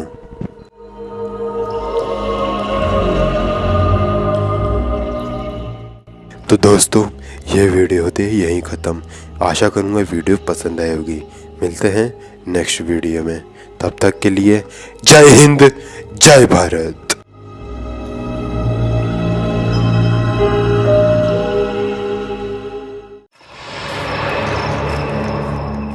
हेलो दोस्तों, आज की वीडियो में मैं आपको समीक्षा जी के साथ में घटी एक सच्ची घटना सुनाने जा रहा हूँ, जो सुनने में बहुत ही ज़्यादा इंटरेस्टिंग है। सो प्लीज़ वीडियो के एंड तक ज़रूर सुनिएगा और ऐसे ही हॉरर और मिस्टीरियस कंटेंट रोज़ सुनने के लिए आप मेरे चैनल को सब्सक्राइब भी कर सकते हैं। और अब आगे की घटना मैं आपको सुनाऊंगा समीक्षा जी के पॉइंट ऑफ व्यू से। मेरा नाम समीक्षा है। ये घटना 2 महीने पहले ही मेरे साथ घटी है। दरअसल 2 महीने पहले मैं अपने ही शहर के एक नॉर्मल से रोड से गुजर रही थी। मैं कहाँ रहती हूँ इसके बारे में मैं आपको नहीं बता सकती, क्योंकि इससे मुझे दिक्कत हो सकती है। तो वो एक नॉर्मल सा ही दिन था। दिन के 2 बज रहे थे और घमासान गर्मी पड़ रही थी। मैं अपनी बाइक चला रही थी। बाइक चलाते चलाते ही मैं एक रोड पर आ गई। रोड एकदम खाली थी, वहाँ कोई भी नहीं था और मैं नॉर्मल स्पीड पर अपनी बाइक चला रही थी और अपने घर की तरफ जा रही थी। करीबन थोड़ा ही आगे जाने के बाद मुझे एक आदमी दिखाई दिया, जो कि बहुत ही अजीब सा लग रहा था, क्योंकि उसके हाथ पाँव बहुत ही ज़्यादा मोटे मोटे थे और उसने अपने ऊपर एक हैट भी लगाई हुई थी। नॉर्मली जैसे जब कोई इंसान चलता है तो उसके हाथ पाँव आगे पीछे होते हैं, लेकिन वो इंसान के पैर तो आगे पीछे हो रहे थे, लेकिन उसके हाथ बिल्कुल स्ट्रेट थे। वो बिल्कुल भी मूव नहीं कर रहे थे। मैंने मेरी बाइक उसके पास जाकर खड़ी कर दी और उसको अच्छे से देखने की कोशिश की, तो मैं उसकी शक्ल अच्छे से देख नहीं पाई, क्योंकि उसकी हैट उसकी शक्ल को कवर कर रही थी। फिर मैंने उसके पास एक बार वापस गई और उसको पूछा कि भाई साहब, आपको किसी की मदद चाहिए क्या? तो उस आदमी ने कुछ भी जवाब नहीं दिया, वो सिर्फ सीधा सीधा चलता गया। उसके बाद मैं अपनी बाइक फिर से उसके पास लेके गई और उसके पास जाकर ही खड़ी कर दी और उसके कंधे पर हाथ रखा। जैसे ही मैंने उसके कंधे पर हाथ रखा तो वो रुक गया, अब वो नहीं चल रहा था। उसके बाद वो पलटा और उसने अपनी हैट हटाई। जब उसने अपनी हैट हटाई तो मैंने उसकी आंखें देखी। वो बहुत अजीब आंखें थी। वो आंखें इतनी ज़्यादा बड़ी थी कि मानो अभी वो आंखें उसके मुंह से निकलकर नीचे गिर जाएंगी। वो दिखने में बहुत ही डरावना सा लग रहा था। लेकिन उसके बाद उसने मुझे बहुत ही भारी आवाज़ में कहा, क्या चाहिए तुम्हें? तो मैंने उससे कहा कि क्या आपको मेरी मदद चाहिए क्या? तो उसने मुझे कहा कि वो एक घर जा रहा है, क्या मैं उसे उसके घर छोड़ सकती हूँ? तो मैंने कहा कि हाँ, मैं तुम्हें तुम्हारे घर तक छोड़ सकती हूँ, पीछे बाइक में बैठ जाओ। उसके बाद मैंने बाइक चालू की और वो अजीब सा आदमी बाइक के पीछे बैठ गया। उसके बाद मैंने बाइक चालू की। जैसे ही मैंने बाइक चालू की तो मैंने उस आदमी को पूछा कि आखिर तुम्हें जाना कहाँ है? तो उसने बताया कि उसे करीबन 2 किलोमीटर आगे एक मोड़ है, उसे बस वहीं उतारना है। इसलिए मैंने मेरी बाइक चालू की और वहाँ उस मोड़ के पास जाकर मैंने बाइक रोक भी दी। इस दौरान उस आदमी ने अपने मुंह से एक शब्द तक नहीं निकाला। उसको मैं अपने बाइक मिरर से देख भी रही थी, लेकिन वो अब बहुत ही अजीब हरकतें कर रहा था। वो बार बार आसमान की तरफ देख रहा था और कुछ अपने मन ही मन में बड़बड़ा रहा था, जो मैं महसूस कर सकती थी। खैर, जब मैं उस टर्निंग पॉइंट पर पहुंची तो मैंने उस आदमी को कहा कि उतर जाओ। फिर वो आदमी उतरा और टर्निंग पॉइंट के एक घर के पीछे चला गया। मैंने सोचा क्यों न इस आदमी का पीछा किया जाए। फिर मैं भी उस आदमी के पीछे पीछे गई और उस घर के पीछे जाके देखा, लेकिन वो आदमी वहाँ मौजूद ही नहीं था। वो कहीं गायब सा हो गया था। वहाँ ऐसा भी कोई पॉइंट नहीं था जहाँ पर वो बंदा छुप सके। तो आखिर वो बंदा गया कहाँ? उसके बाद मैंने भी मेरी बाइक उठाई और अपने घर आ गई। घर आने के बाद ये बात मैंने अपने कई दोस्तों को बताई। उसमें से मेरा एक दोस्त था जिसका नाम राजन था। उसने मुझे बताया कि वो शायद एक जिन हो सकता है, कोई अच्छा जिन या फिर कोई बुरा जिन। उसके हिसाब से शायद वो एक अच्छा जिन था, इसलिए उसने मुझ पर हमला नहीं किया। मैंने राजन को पूछा कि आखिर ये जिन क्या होते हैं? तो उसने मुझे बताया कि दुनिया में कुछ अच्छे जिन भी होते हैं, कुछ बुरे भी होते हैं। ये वाला शायद अच्छा होगा, इसलिए उसने मुझ पर हमला नहीं किया। अगर बुरा होता तो वो मुझे एक ही पल में ख़त्म कर सकता था। मैंने उससे पूछा कि वो जिन ने मुझे ही क्यों चुना ये काम करने के लिए। तो राजन ने बताया कि उसे शायद तुम्हारी मदद की ज़रूरत होगी, इसलिए वो तुम्हारे सामने आया होगा और फिर वो वहाँ से गायब हो गया। ये बात जैसे ही मैंने सुनी तो मैं बहुत शौक में थी और बहुत दिनों तक मेरे दिमाग में बात रही और आज ये बात मैं आपके साथ शेयर कर रही हूँ। दोस्तों, ये वीडियो होती है यही ख़त्म। आशा करूँगा वीडियो पसंद आई होगी। वैसे ये कहानी मैंने रेडिट से ली थी और ये कहानी रियल है या फेक मैं नहीं जानता। आप कमेंट्स करके मुझे अपनी राय बता सकते हैं। खैर, इंस्टाग्राम का लिंक आपको मिल जाएगा नीचे डिस्क्रिप्शन बॉक्स में, जहां आप अपने साथ में घटी हॉरर इंसिडेंट की घटनाएं भी मुझे भेज सकते हैं। खैर, मिलते हैं कल के हॉरर और मिस्टीरियस वीडियो के साथ। तब तक के लिए जय हिंद, जय भारत।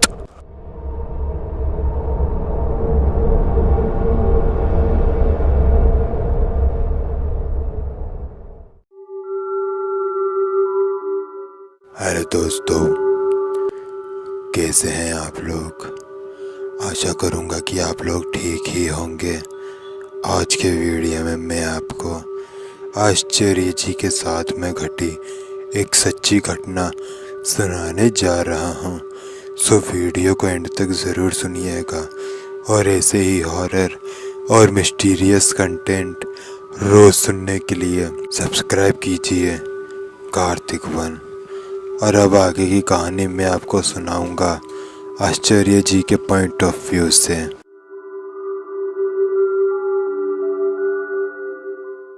मेरा नाम आश्चर्य है। ये घटना मेरे साथ सन 2015 में घटी थी। ये घटना मेरे साथ तब घटी थी जब मैं अपने ऑफिस से लौट रहा था। तो दरअसल हुआ ये था कि ये घटना है 2015 की 2015 में मैं एक बैंक में काम किया करता था और देर रात हो गई थी मेरे पास काम करते करते, इसलिए रात के करीबन 2:30 बजे होंगे मैं काम से फ्री हुआ और अपनी बाइक निकाल के अपने घर निकल गया और घर पर ही आ रहा था। लेकिन मैं जिस रास्ते से आ रहा था उस रास्ते पर मुझे एक बूढ़ा आदमी दिखाई दिया जो कि उसी रास्ते से कहीं जा रहा था। मैंने उसके आगे से गाड़ी निकाल ली, लेकिन थोड़ा आगे जाने के बाद मुझे ऐसा महसूस हुआ कि मुझे शायद उस आदमी की मदद करनी चाहिए, इसलिए मैंने मेरी बाइक पीछे मोड़ ली। लेकिन जब मैंने बाइक पीछे मोड़ी और देखा तो वो बूढ़ा आदमी वहाँ से गायब हो चुका था। इतनी जल्दी कोई इंसान गायब कैसे हो सकता था, क्योंकि वो रोड एकदम खाली रोड थी और वो रोड इतनी लंबी थी कि इतनी जल्दी कोई वहाँ से गायब हो ही नहीं सकता। खैर, मैंने सोचा कि वो बूढ़ा आदमी कहीं चला गया होगा, इसलिए मैंने अपनी बाइक फिर से मोड़ी, घर जाने के लिए फिर से निकल गया। लेकिन जब मैं उसी रास्ते पर थोड़ा और आगे आया तो वो बूढ़ा आदमी मुझे एक बार फिर से दिखाई दिया। मैंने उसके एकदम पास जाके गाड़ी रोकी और जब मैंने उसका चेहरा देखा तो मैं बहुत ज़्यादा डर गया था, क्योंकि एक तो उसका चेहरा बहुत ज़्यादा डरावना था और उसकी आवाज़ भी बहुत ही ज़्यादा अजीब सी थी और आंखें तो उसकी इतनी ज़्यादा बड़ी थी, देख के लग रहा था कि थोड़ी ही देर में आंखें निकलकर बाहर गिर जाएंगी। इतनी खतरनाक आंखें और इतना खतरनाक चेहरा मैंने अपनी ज़िंदगी में कभी नहीं देखा था। मैं एक पल को उसकी शक्ल देखकर डर गया था और मेरे मुंह से चीख भी निकल गई थी। लेकिन उसने मुझे कहा, क्या हो गया, क्यों रोका है मुझे? इसी भारी आवाज़ में उसने मुझे ये कहा। मैंने उसको कहा कि क्या मैं तुम्हें कहीं छोड़ दूं, लेकिन उसने मुझे मना कर दिया और वो सीधे सीधे जाने लगा। मुझे वो आदमी कुछ अजीब सा लगा, इसलिए मैंने ये डिसाइड किया कि मैं इसका पीछा करूँगा और ये शायद मेरी ज़िंदगी की सबसे बड़ी गलती थी। मैं उसका पीछा करने लगा, फिर मेरी ही आंखों के सामने अचानक से वो बंदा हवा में ही कहीं गायब हो गया। मैं उसको ढूंढ रहा था इधर उधर, मुझे लगा वो इधर ही किधर होगा, लेकिन वो मेरे पीछे से निकला और मेरे ऊपर उसने हमला कर दिया।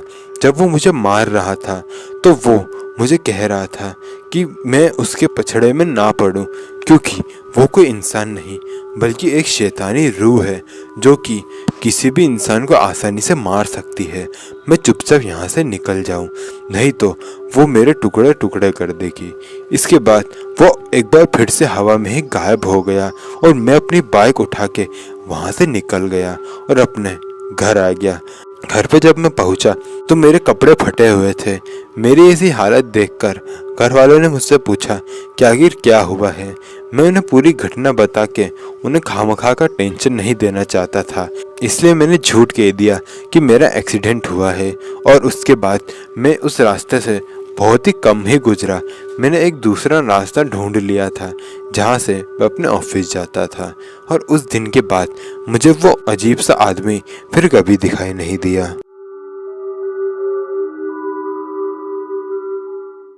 तो दोस्तों, ये थी आज की वीडियो बहुत अजीब लगी होगी, क्योंकि जब मैंने ये कहानी ढूंढी थी तो मुझे भी बहुत अजीब लगी थी, लेकिन क्योंकि मुझे कोई और कहानी नहीं मिली इसलिए यही कहानी मैंने आपको सुना दी। वीडियो पसंद आई होगी तो वीडियो को लाइक कर दीजिएगा और कमेंट्स करके बताइएगा कि वीडियो कैसी लगी और नेक्स्ट वीडियो में किस टॉपिक पर लाऊं।